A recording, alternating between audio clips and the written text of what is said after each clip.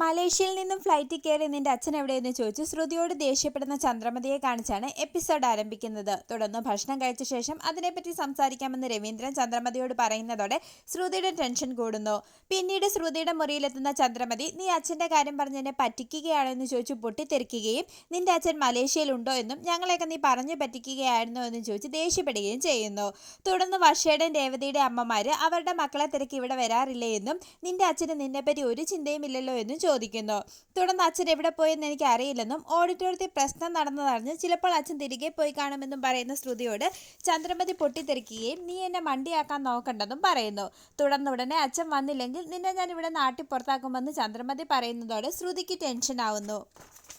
പിന്നീട് സച്ചിയേട്ടൻ വാങ്ങിക്കൊണ്ടുവന്ന ബിരിയാണി റെസ്റ്റോറൻറ്റിൽ നിന്നാണെന്ന് എനിക്കറിയാമെന്ന് രേവതി പറയുന്നതോടെ സച്ചി പെട്ടുപോവുകയും അമ്മയും അച്ഛനും കഴിക്കാൻ വേണ്ടിയാണ് ഞാൻ കള്ളം പറഞ്ഞതെന്നും സച്ചി രേവതിയോട് പറയുന്നു. അതോടെ ചന്ദ്രമതിയോടുള്ള സച്ചിയുടെ സ്നേഹം രേവതി തിരിച്ചറിയുന്നു. ശേഷം ഇരുവരും പ്രണയ നിമിഷങ്ങൾ പങ്കുവെക്കുന്നു. പിന്നീട് ചന്ദ്രമതി പറഞ്ഞ കാര്യങ്ങൾ ശ്രുതി മീരയോട് പറയുന്നു. തുടർന്ന് എൻ്റെ അച്ഛനെ കാണാനുള്ള ആഗ്രഹം കൊണ്ടല്ല ആൻറ്റി അച്ഛൻ വരണമെന്ന് പറഞ്ഞതെന്നും അച്ഛൻ്റെ കയ്യിലുള്ള സ്വത്തും പണവുമാണ് ആൻറ്റിയുടെ ലക്ഷ്യമെന്നും ശ്രുതി പറയുന്നു. ശേഷം സത്യം നീ തുറന്നു പറയാൻ മീര ശ്രുതിയോട് പറയുമ്പോൾ അതോടെ എനിക്കെല്ലാം നഷ്ടമാകുമെന്നും എങ്ങനെയെങ്കിലും ശ്രുതിനെ എൻ്റെ വരുതിയിലാക്കണമെന്നും ശ്രുതി പറയുന്നു. ശേഷം ബീരാനെ വെച്ച് പുതിയൊരു കളി കളിക്കാമെന്ന് പറഞ്ഞ് ശ്രുതി മീരയെ കൊണ്ട് ബീരാനെ വിളിപ്പിക്കുന്നു. പിന്നീട് ചന്ദ്രോദയത്തിലെത്തുന്ന ബീരാനെ കാണിക്കുന്നു.